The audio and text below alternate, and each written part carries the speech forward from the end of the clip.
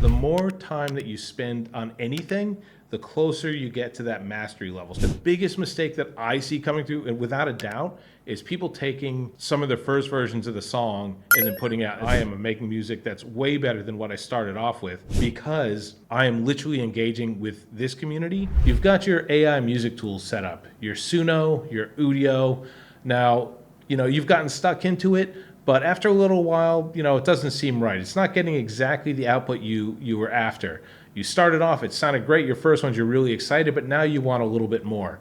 Trust me, it's not the tools, and I've been there before. Let's explore the 5 mistakes that everybody makes to get going into this and what you can do to fix them and have the best output for your music. All right, and if you've watched this channel before, you know that I support the John Fawcett Foundation. That's a charity I'm way into. John Fawcett Foundation goes out to remote villages in Indonesia and performs cataract surgery. How do they do that? When I went and watched them do it, it's an 8-hour trip in a remote hospital. There's 2 of them actually. They go out there and they perform this surgery for free, but they need donations, really small donations. A $10 donation, I think, removes cataracts for like 3 people, something like that, if I'm not mistaken. So you can either donate through my website where I can sort of track the donations, or you can donate directly at the John Fawcett Foundation. Either way, I appreciate it if you do. Welcome to AI DIY, the AI music guy. The website is aidiy.tech. Now, this channel focuses on getting the most out of your AI music and supporting the community. So if you'd like that to grow, because the more we grow, the more you can grow as well, subscribe down below,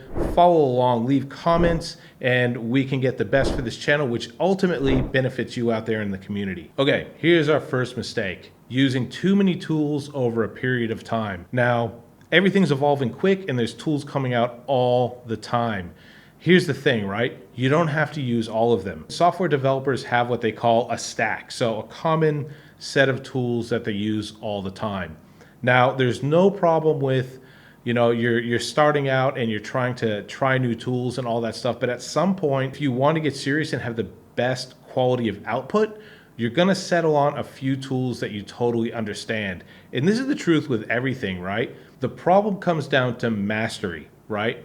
If you've watched Tony Robbins or read any self-development books, but it doesn't matter. At the end of the day, it comes down to mastery. The more time that you spend on anything, the closer you get to that mastery level. So there's like a starter level, and then there's intermediate levels, and then mastery. If you are trying different tools, there's a learning curve to every single tool that you use. So what's going to happen is you're going to start at the starting point. You're not even going to get to that intermediate. You're going to go to another tool, and it's going to be all over again. The more you use that same tool over and over again, the better you're going to get at it. Now, I could point out people in the channel that follow along here all the time that list the stack that they use and the videos they use. I might actually even do that. Some of them have a lot. I don't necessarily suggest that you start. And if you are a person that's just at the moment concentrating on the music, try Suno for a little while, try Udio for a little while, maybe try Refusion for a little while. Although, watch my other video about terms of service with Refusion, and just be a little bit careful about what you're getting into. Once you figure out, because in this community, there's definitely people that excel with using Suno, and there's people that excel with using Udio. Choose your tool, stick to that as much as you can. I guess I used to suggest that you dabble a little bit in both, but as I've progressed and I've understood, both tools are really different. If you're splitting your time between the two, you're not going to get the benefit out of the most. You're not going to get the max benefit out of those music tools. The next thing I suggest is, I pretty much suggest that you have some sort of visual when you post to YouTube, or anything that has a visual thing. Like, I obviously do a lot with YouTube, and people are going to post to all different places. You may not go to YouTube with it. This is for the people that are going to be having some sort of visual representation. You can actually do that in Spotify as well. There's little video things. So I don't suggest when you start off that you're using multiple image generators. You should probably use one. And it's the same thing when you go on to animating those images. Figure out what you're doing and stick to that, whether it's going to be Sora or it's going to be Runway or it's going to be Kling AI. At some point, stick to those and then continue to do that. So in summary, decide what your stack is. this is what you do music, this is your image generator, and these are the tools that you use to animate. And you might add some in there, but I wouldn't stray too much from doing that. Okay, here's your second mistake, right? And this is a mistake that people definitely make when they start, and it's a mistake that people make ongoing. And it probably depends on the reason why people are making the AI music. And this mistake is ignoring your input or your output. In this case, it sort of ties to the same thing. So I know there's people out there that are just trying to make as many songs as they can, publish them, and there is a science to it. Like, if you have 10,000 songs on there, it's going to be making money, Some things are going to catch, some are not, whatever. But you want to keep in mind, if you're trying to put good quality music out there, firstly, your prompts, right? Put your prompts in there, test it, listen to the way that the lyrics come out, right? Like, the lyrics might be a little bit too rhymey and a little bit too Dr. Seuss. The song may not flow at all. The biggest mistake that I see coming through, and without a doubt, is people taking some of the first versions of the song and then putting out. And I get it. It's frustrating. Like, sometimes I can spend 2 or 3 hours just revising songs, putting them through there, letting them go through, and then just going, you know what, that's good enough. It's better than all the other stuff. No, it can't just be better than the other stuff. It has to be good. If you're going to publish it, it has to be good. And you're going to get a lot more enjoyment out of that as well. But also it has to do with the prompts, right? You have to be good at prompting. First of all, you got to tell, if I'm writing a song about a cat, okay, if I go to ChatGPT and I want ChatGPT to assist my lyrics, I can't say, write me a song about a cat. ChatGPT is not going to understand my context, right? I might really like my cat named Bobby, right? And I love his ears and the way Bobby walks up to me in the morning and bites my freaking ear and tells me that he wants me to feed him, so bites my toe and basically goes on my face and sleeps or whatever. As a cat person, I must just love that, right? That's what I want to feed into ChatGPT. Otherwise, you're going to be, I don't get it. Why doesn't he write me a good song about why doesn't ChatGPT write me a good song about a cat? There's no context to it. And you got to refine it and really listen to it. Even before you're finished writing the lyrics, feed it into your music generator, see how it flows. There may be things that you're missing your first 4, 5, 6, 12 times around. When it gets the output that you want, you will absolutely know it. You'll be tapping your foot, you'll be smiling, and you'll be totally getting it. If you're not getting that, you haven't fed your AI tools the right information. If it's not resonating with you and loving it, if you don't want to immediately share that with other people, you need to keep revising. Now, here's the third mistake, and this is the one that we get a lot of pushback from outside. The traditional artists is relying too much on AI and losing our creativity part of it. That's especially true if you're saying, make me a rock song about a cat, and you just push the button, right? Like, obviously the next level is you go to your AI tool like ChatGPT, and it does that for you, and then you sort of refine that. But here's the refining bit, right? In the last one, we talked about refining exactly what you're trying to get out of it, the reason behind it, working with ChatGPT back and forth.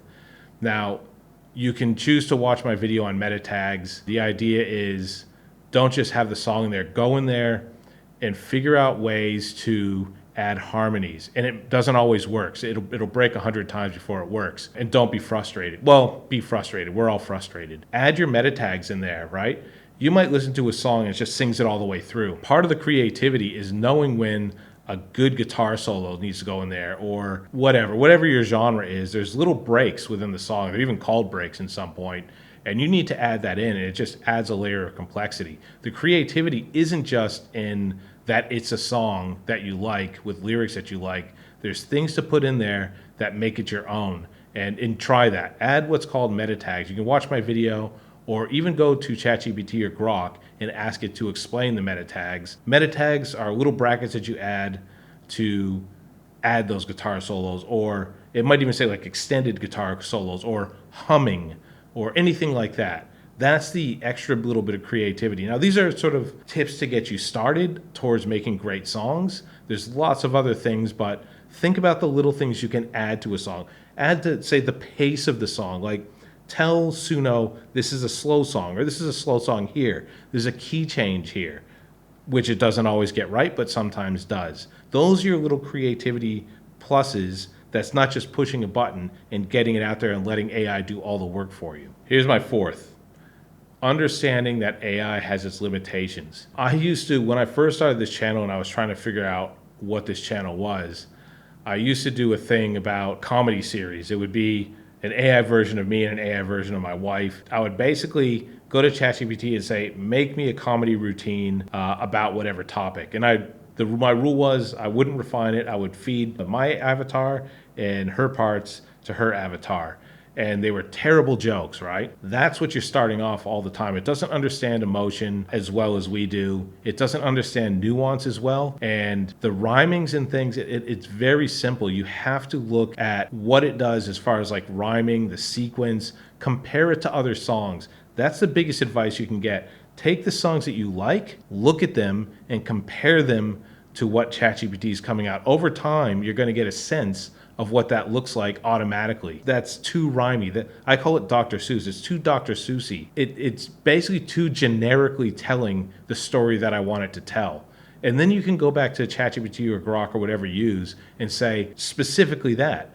This is too obvious. It's too straightforward telling it. I need it to be a little bit more vague, and I need it to be a little bit more, whatever it is. But ChatGPT or AI in general, unless you specifically tell it in those parts, it's going to be very, very robotic. So you have to work with that because those are the limitations that it has. And this is mistake 5, but it's more a tip. I guess they're all tips, but mistake 5 is not plugging into the community. I know there's people out there that the reason this is really good is because you're maybe not overly social. You like being in the house and creating. You're afraid to be around people. That's not going to be for everybody, but this tip applies to everybody. Watch this channel. Watch other channels, plug into Discord. I know, like a lot of you, the idea is for your music to be the best AI music out there and to you to go on tour or whatever it is that it is, but respect other people's process. I have basically gotten to the point that I am making music that's way better than what I started off with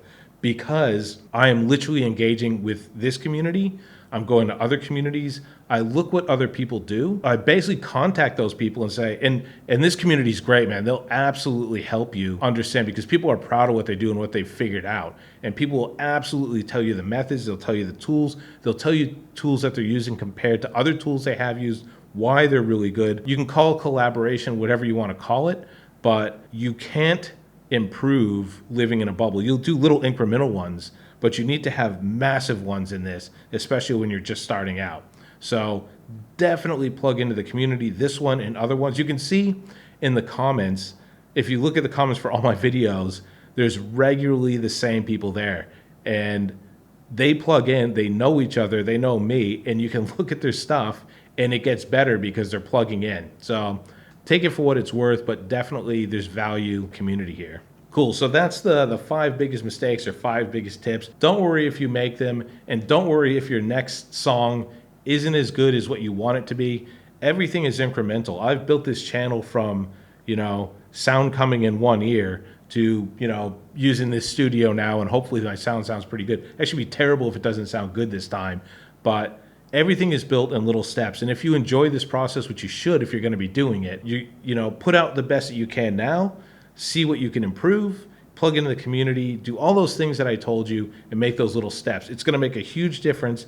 Everything's done over time. So, hey, look, I appreciate you tuning in. And comment down below if any of this stuff helps you.